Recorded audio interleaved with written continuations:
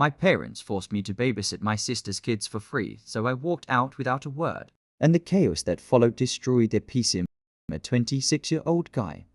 And for as long as I can remember, I've been the one carrying responsibility in my family.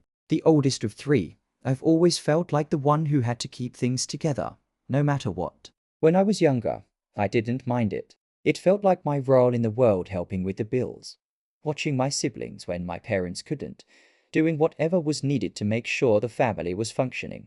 I didn't mind that I had to grow up faster than most of my friends. It felt right, but looking back now, I see how much it weighed on me. My parents leaned on me, often without asking. It was expected. When the bills came in, I was the one they called. When my younger brother and sister got into trouble, it was me they turned to for advice or even money. I became the reliable one, the one who never complained, who was always there, even when I had my own life to deal with. Every time I said no, it was like a betrayal. So I didn't. I just did it. I kept showing up. My sister, Lily, was the golden child. Everyone adored her, including my parents. She was the easy one, smart, charming, and carefree.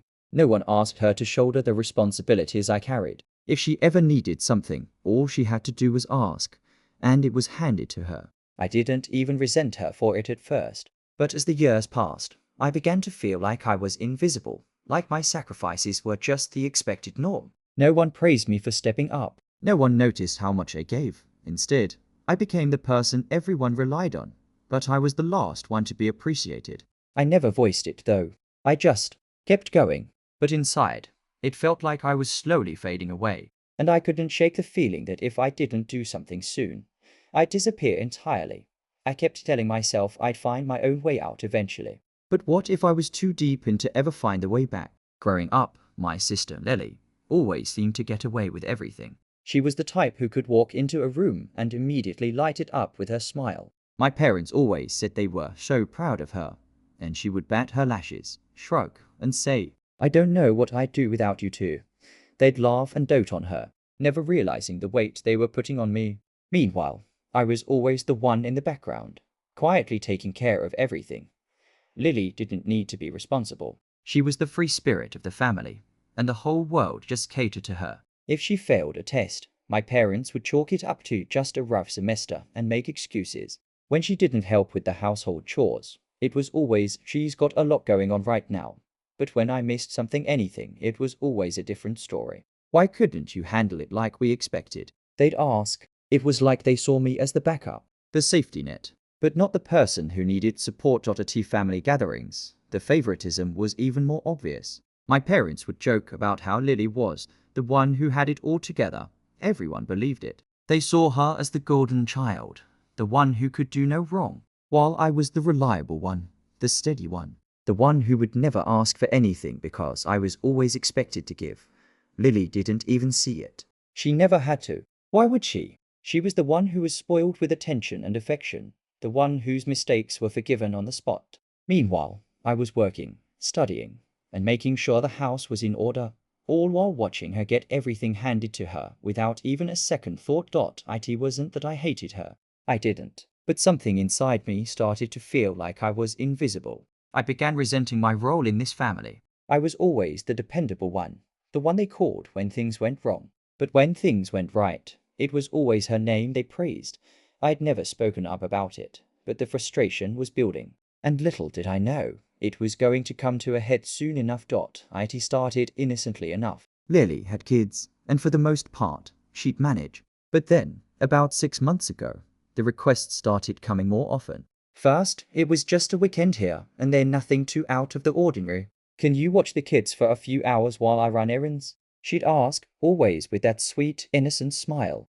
And of course, I said yes. What else could I do? She was my sister, and these were my nieces and nephews. But soon, it wasn't just a few hours here and there. It became every weekend, every Saturday. Without fail, I'd be at her house, playing the role of the responsible uncle, caring for her kids while she went out with friends, or sometimes just stayed home to relax. And every time I mentioned that I had plans, or that I had something else to do, it was the same. "I don't know who else will do it. You're the only one I can rely on." My parents never said a word about it. They didn't have to. They'd give me that knowing look when Lily called, the kind of look that made it clear they expected me to help. No questions asked. They never asked me if I had other plans. They didn't care about the things I was sacrificing. They never even acknowledged how much of my time was slipping away. And it wasn't just about the time, it was the fact that I was expected to do it. No one even asked if I wanted to. I swear, you were a lifesaver. Lily would say as she handed me the kids for the umpteenth time.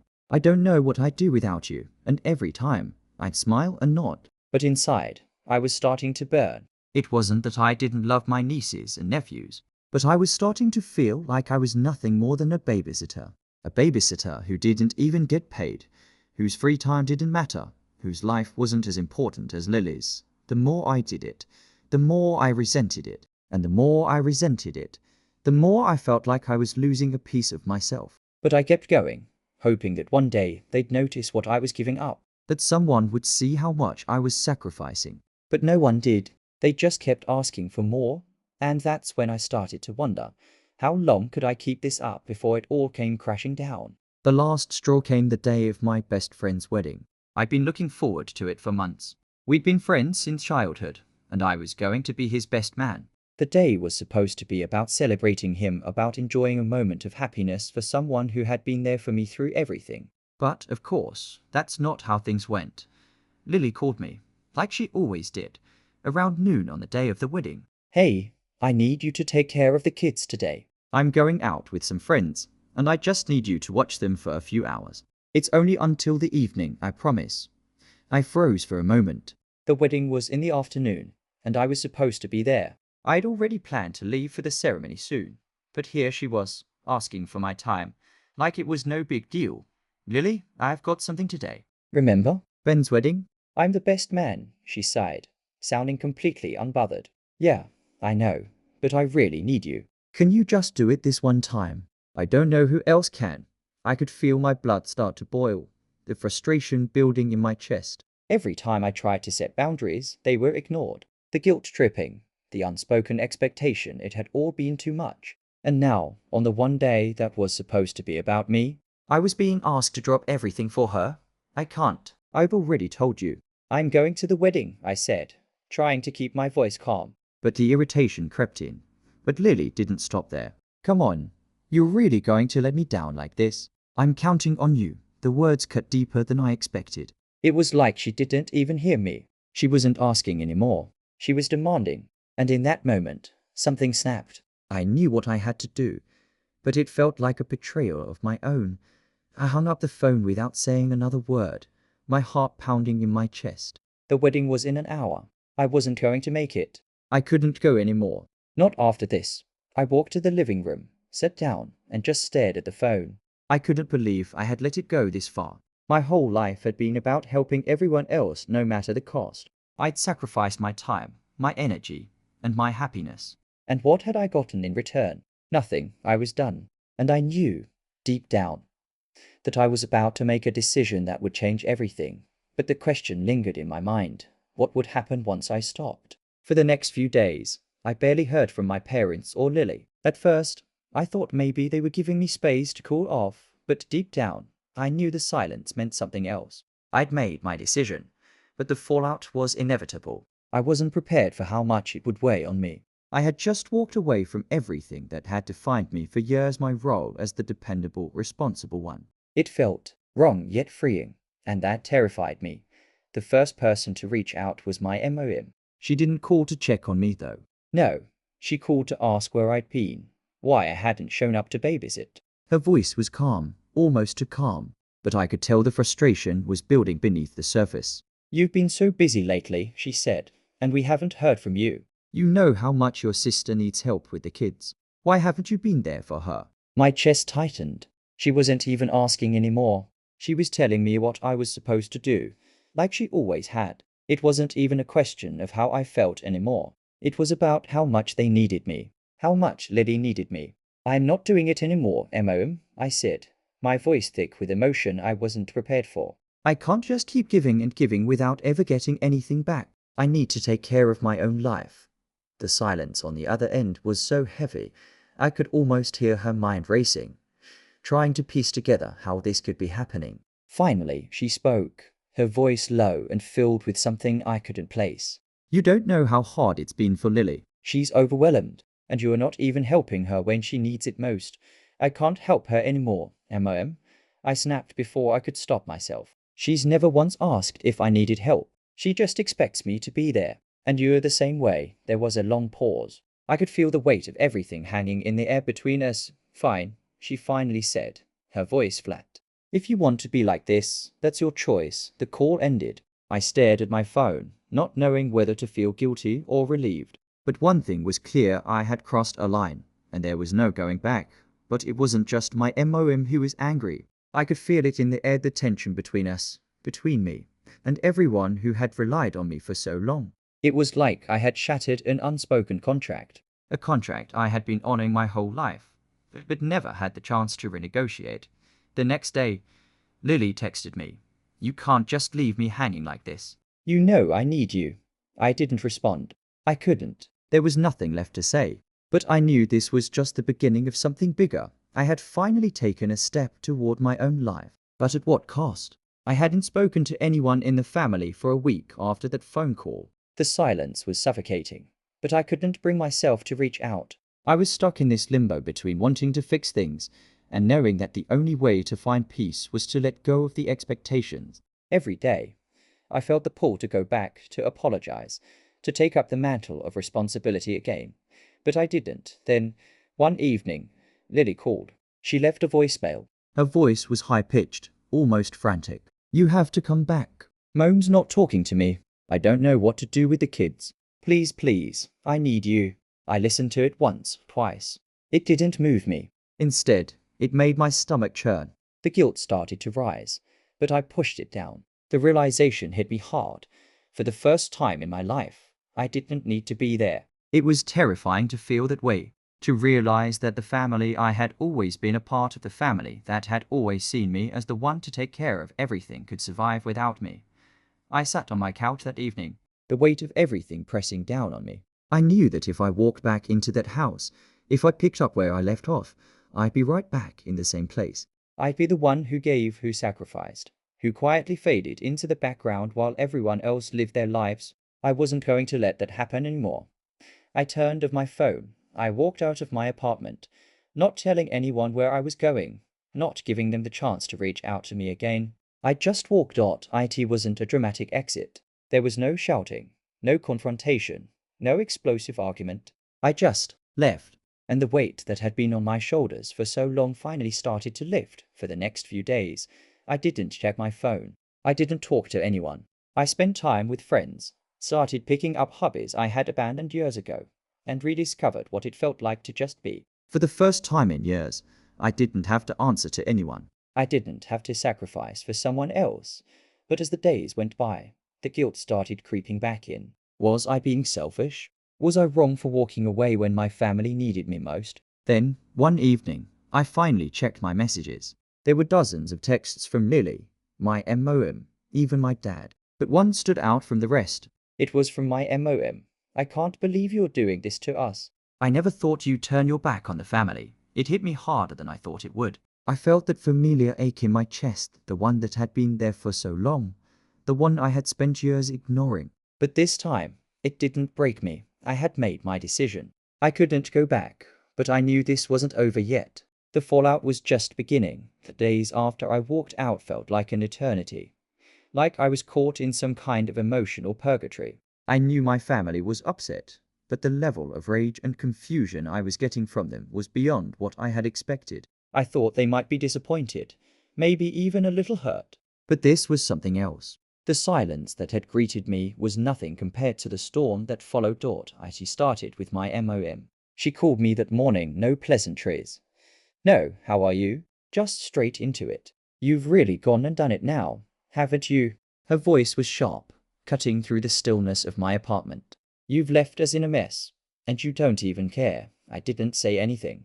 I just listened as she ranted. You think you can just walk away and leave us all to pick up the pieces? You've always been the dependable one, and now you're just gone without a word? I felt a pang of guilt, but the bitterness I'd been holding onto for so long was starting to flood my veins, and I realized she didn't get it. She didn't understand that I had been sacrificing for them my entire life, and all I'd gotten in return was this expectation that I would always be there, no matter what.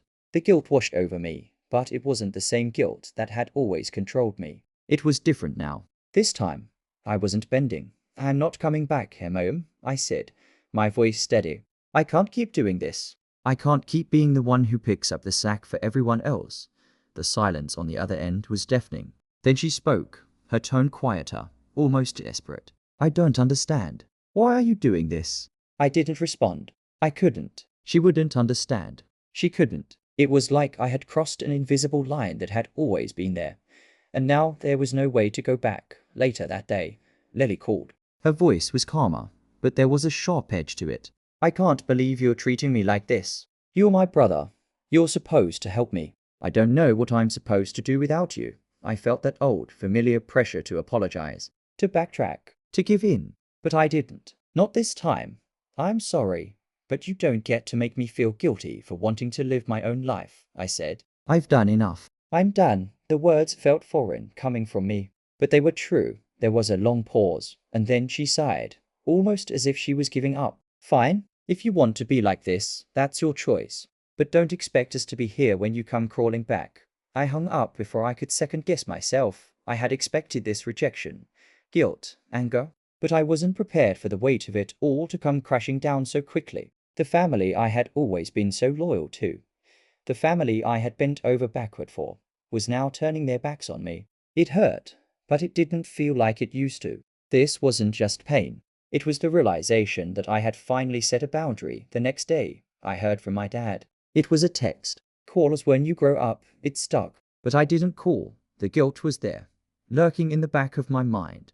But it didn't control me anymore. I had taken a step, and I couldn't go back. I knew I'd have to face the consequences sooner or later, but for the first time in my life, I wasn't afraid of them. I didn't expect an apology. I didn't expect anything from them. But I didn't know how much longer I could stay silent. The quiet was becoming unbearable, but it was also starting to feel like freedom. The days after my final decision felt like walking through a storm that was only getting fiercer with each passing moment. My phone buzzed non-stop texts, calls, even missed voicemails, but I didn't pick up. It wasn't that I didn't care. I just couldn't. Every time I thought about picking up, the image of my mom's face, red with frustration, flashed in my mind. I couldn't be the one to make them feel better. I wasn't going to be the one to fix everything. Not anymore. It wasn't until the third day of silence that I finally heard from my dad. He didn't call, didn't leave a message. He just showed up at my door. When I opened it, there he was standing in front of me with his arms crossed, looking like he'd just walked through a storm himself. His face was tight, his eyes hard. "You've got a lot of explaining to do," he said, his voice low, controlled. This isn't how you handle family." I stepped back, letting him in. But I couldn't help the anger that was starting to rise in my chest. This wasn't how I handled family. How had it gotten to the point where they expected me to be the one to make everything right, to smooth over all the cracks that had been left behind from years of neglecting my own needs? "I'm not going back," I said, trying to keep my voice steady. "I've done more than enough. I've carried everything, and I'm done." My dad shook his head, running a hand through his hair, looking almost defeated. "You think this is easy on your MOM? Or on Lily? You think they just want to ask you for help all the time because they want to? They need you. You're the one who's always been there." I stared at him, my throat tight. And where was everyone when I needed help? When I had a breakdown from all the pressure? Where were they when I was drowning in responsibilities and no one cared enough to ask how I was doing? He froze, the words hanging in the air like a challenge. But I wasn't done. I've spent my whole life making sure everyone else was okay while I fell apart. I've been doing it for years. And I'm done. I'm not going to keep pretending that this is fine when it's destroying me. His eyes softened for a moment, but only for a brief second before he spoke again. "You've made your choice, but don't expect us to be here when it all falls apart. You'll see, you'll come crawling back when you realize you've lost everything." The words hit harder than I thought they would. A part of me wanted to apologize, wanted to go back to being the dependable one. But I held my ground. This was the choice I had made, and I couldn't take it back. "I'm not crawling back, Dad. I am moving forward," I said, my voice steady now. though my heart was pounding. "You'll see. I am doing this for me." I could feel the weight of the conversation settle in the room. The tension was thick, and for a moment, it felt like the air was just too heavy to breathe. He didn't say anything else. He just turned and walked out, leaving me standing there with my thoughts swirling. Later that day, I got another text from Lily. "You've really screwed up. You've let us all down. I don't know how we can ever trust you again." Her words stuck, but there was something different about them this time. This wasn't just about her being upset, it was about her trying to make me feel guilty for setting a boundary. It was about her trying to drag me back into the same old role. I put my phone down and took a deep breath. The guilt was there, like a whisper in the back of my mind, but it didn't have the same power over me anymore. This was the consequence of my decision, and it was messy. But I was beginning to see something I hadn't allowed myself to see before. I wasn't responsible for their happiness anymore. And that truth, painful as it was, felt like the first step toward real freedom. But the truth was, I wasn't sure how much longer I could stand being the family's villain. Would they ever accept my decision? Or was this just the beginning of an emotional war that I wasn't prepared to fight? The silence from my family grew louder the longer I stayed away. It was the kind of silence that made you question every decision you'd ever made, but it also gave me the space I needed to breathe. I hadn't realized how much I had been holding in until I finally stopped. For the first time in years, I didn't have to juggle everyone else's needs with my own. There was a weird kind of freedom in it, even if it felt like I was losing everything I'd ever known. I started spending my weekends doing things that I had put off for so long, things I had completely forgotten about in the chaos of my family's demands. I reconnected with old friends. I started painting again, something I hadn't done since I was a teenager. It felt strange at first, like I was trying to find a part of myself that had been buried under years of responsibility. But the more I did it, the more I felt me again. One night, I was at a bar with a couple of friends, and we were talking about life, as you do. I was laughing, enjoying the moment, and feeling something I hadn't felt in so long, peace. Then my phone buzzed, breaking the moment. It was a message from my mom. "I don't know what's going on with you, but you can't just abandon your family like this. I'm not asking you to do everything, but you can't just walk away." I stared at the message for a long time. Part of me wanted to pick up the phone, to apologize, to tell her that I was sorry for hurting them, that I would come back and take on my old role again, just like I always had. But something inside me stopped me from responding immediately. For the first time in my life, I realized that what I wanted mattered more than what they wanted from me. I sat there for a few more minutes, then put my phone down, not responding. It wasn't that I didn't care, but I wasn't going to apologize for choosing myself. The next day, my dad called. His voice was softer than it had been during our last conversation, but there was still that edge to it. "I've been thinking," he started. "You are not the person I thought you were. You've really gone and done it now. But maybe you're right." I almost dropped the phone. "What do you mean?" I asked, confused. My dad had always been the one to hold things together, always the one to expect loyalty above all else.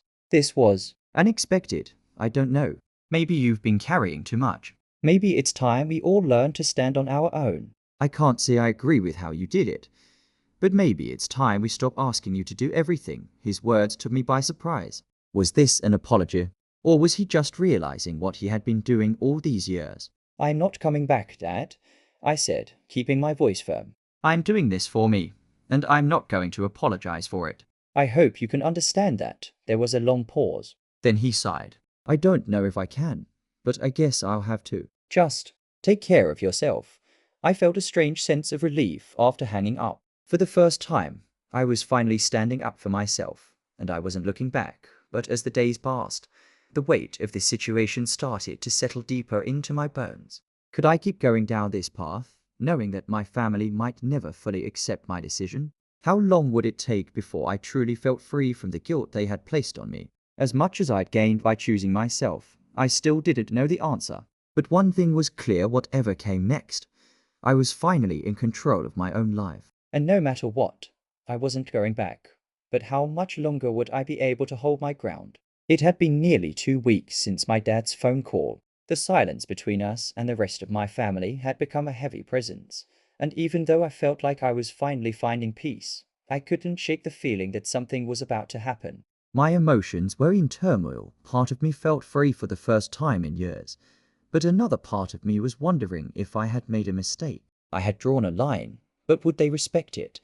Or would I be left alone, abandoned by the people I had spent my whole life taking care of? Then, out of nowhere, I got a text from my MOM. It wasn't like the usual messages she'd sent, angry, accusatory, pleading. This one was different.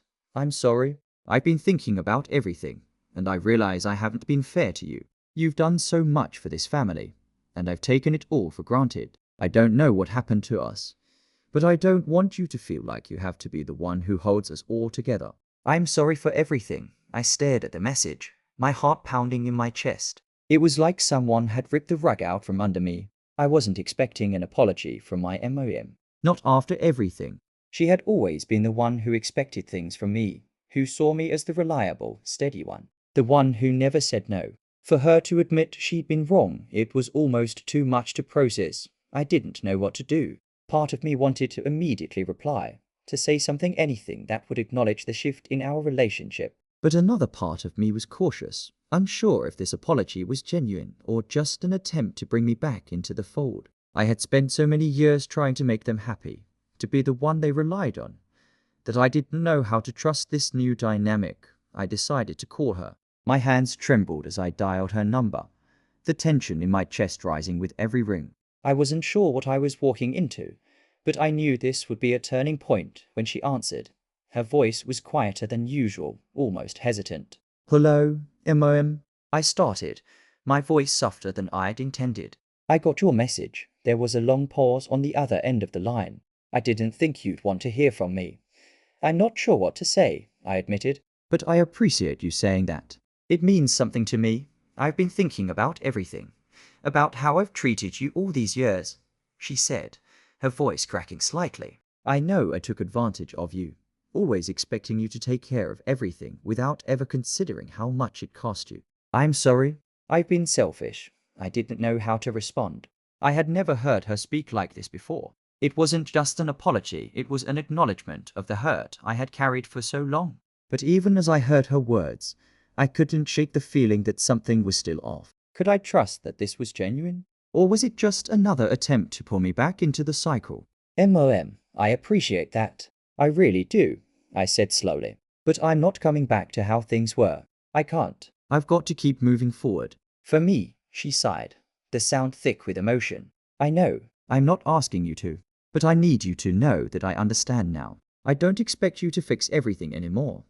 The words hung in the air, settling into my chest with a weight I hadn't expected. I hadn't been looking for this apology, this shift, but now that it was here, it felt strange. Part of me wanted to forgive her right away, but another part of me wanted to hold on to the anger, the hurt that had built up over the years.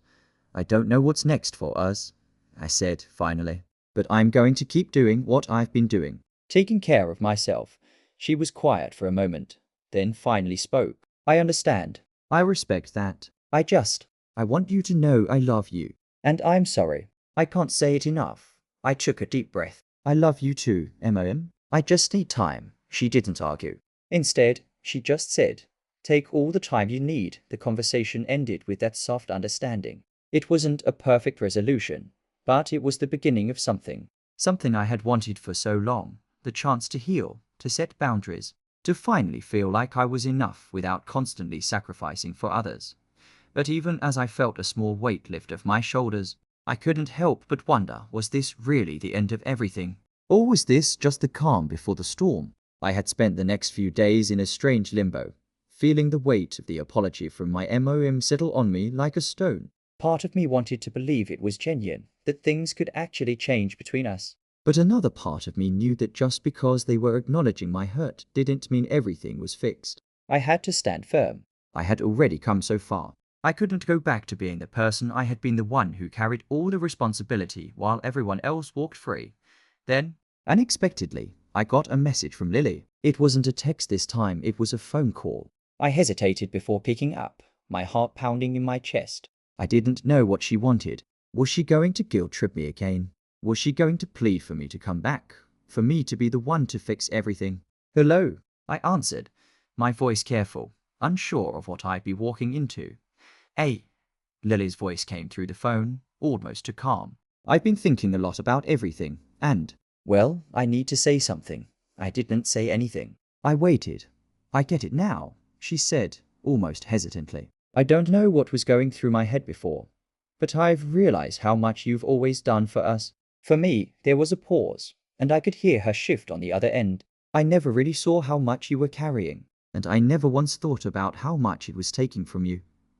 The words felt foreign coming from her. For years, I had been the one who was expected to just do, to quietly sacrifice. But hearing her say that, hearing her admit that maybe, just maybe, she had been wrong, it took me off guard. I'm sorry, she said. I know I've asked a lot from you, and I don't think I ever thanked you properly. I never thought about how it made you feel. I didn't appreciate you the way I should have. I couldn't help but be surprised. She sounded sincere, like she really meant it. But I couldn't let that cloud my judgment. I had been through too much, carried too much, to just let her words slide by. Lily, I started, my voice calm but firm. I'm glad you're seeing this, but you don't get to just apologize and expect everything to go back to the way it was. I've been carrying this family for so long, and I'm not going to go back to that. There was a long silence, and for the first time, I heard something different in her voice, something that wasn't defensive. She didn't try to argue with me. She didn't fight for my forgiveness the way she used to. She just listened. I get it, she said quietly. I'm sorry. I should have been there for you. I don't expect you to come back, not in the way things were. I just wanted you to know that I see it now. I see you. The weight of her words hit me harder than I expected. This wasn't just an apology. It was a shift. A small one, but a shift nonetheless. For years, I had been the one to take the emotional weight of everything. I had been the one to constantly give, to keep the peace, to make sure everyone else was okay. But now, for the first time, I was hearing my family say that they understood, that they saw how much I had sacrificed. It wasn't perfect. It wasn't a miracle moment where everything was suddenly fixed. But for the first time, I felt like I could breathe, like the air wasn't so thick with expectations and guilt, like I wasn't a walking doormat. I'm not coming back to the way things were, I said, my voice steady. But I'm open to finding a new way to be part of this family. On my terms. She didn't argue. I understand, she said softly. I could tell she meant it. And for the first time, I actually believed that maybe, just maybe, things could change. Maybe I could finally stand firm without constantly feeling like I was breaking someone else. But even with this fragile understanding, I knew one thing for sure. This wasn't the end. This was just the beginning of something new. And as much as I wanted to believe things would get better, I couldn't ignore the nagging question in the back of my mind. Would I be able to keep this up? Would my family truly change? Or was this just another temporary shift in the cycle of my life? Only time would tell. But for now, I was going to hold on to the feeling of control, of being in charge of my own destiny. And no matter what happened next, I wasn't going to let go its past. And the silence between me and my family slowly began to feel less like an overwhelming force and more like a choice, a decision I had made for myself. My mom didn't call every day anymore. Lily stopped sending guilt-tripped messages. The pressure that had once suffocated me began to loosen its grip. But as much as I wanted to believe things were changing for good, the fear still lingered. What if it was all temporary? What if, just like every other time, I would eventually be dragged back into the role of the family's emotional caretaker? But as time went on, I started to realize something I hadn't allowed myself to admit before. I wasn't afraid of them anymore. I wasn't afraid of their anger, their disappointment, or their guilt. I wasn't afraid of losing them either, because I had finally discovered something deeper than family obligation. I had found myself. The person I had buried under years of sacrifice, under the weight of their expectations, was starting to resurface. And it felt like breathing again after being underwater for too long. One evening, I sat down with a cup of coffee and reflected on everything that had happened. I remembered the days I spent waiting for a text or a call from them, always hoping for an apology, always looking for something that would validate the pain I had been carrying. I had spent so much time trying to make them proud, trying to meet their needs, but I had never stopped to ask if I was proud of myself, if I had even seen myself as more than just the family's rock. For the first time, I realized that I didn't need their approval to feel valid. I didn't need them to give me permission to live my own life. I had given so much to everyone else, and in doing so, I had neglected the one person who deserved my attention most. Me. A text came in from my mom that evening. It wasn't an apology, nor was it full of guilt or anger. It was simple, almost tentative. I hope you're doing okay. I'm here if you need to talk. For a moment, I hesitated. Part of me wanted to respond, to reconnect, to ease the tension between us. But I didn't need to. I knew that I had already taken the hardest step by walking away. Now, I had the strength to choose when and how I wanted to engage with them, and I didn't have to explain myself anymore. I put my phone down and sat back, allowing the quiet to settle around me. I wasn't angry anymore. I wasn't bitter. I had let go of the past and stopped trying to carry everyone's burdens. For the first time in my life, I was in control, and it felt like freedom. In the days that followed, I focused on rebuilding my life on my own terms. I didn't have to answer to anyone. I started setting new boundaries, ones that prioritized my own happiness and well-being. And as I did, something unexpected happened. My relationships with the people who mattered to me began to shift too. I was still part of my family, but I wasn't just a lifeline anymore. I wasn't the one who was expected to hold them up. I was finally being seen for who I was, not just for what I could do for them. It wasn't perfect. There were still awkward moments, unspoken words, and unresolved tension. But there was also healing. And I was healing too. The most powerful thing I'd learned was that I was enough. I had always been enough. I didn't need to prove myself through endless sacrifices or constant giving. And in letting go of that burden, I was finally able to step into a life that was mine to live. I sat in that quiet room, with nothing but my thoughts and my future stretching out ahead of me. I smiled. It wasn't a victory in the traditional sense. There was no grand showdown, no final confrontation. But in that moment, I realized that my liberation hadn't come from anyone else's apology or approval. It had come from within.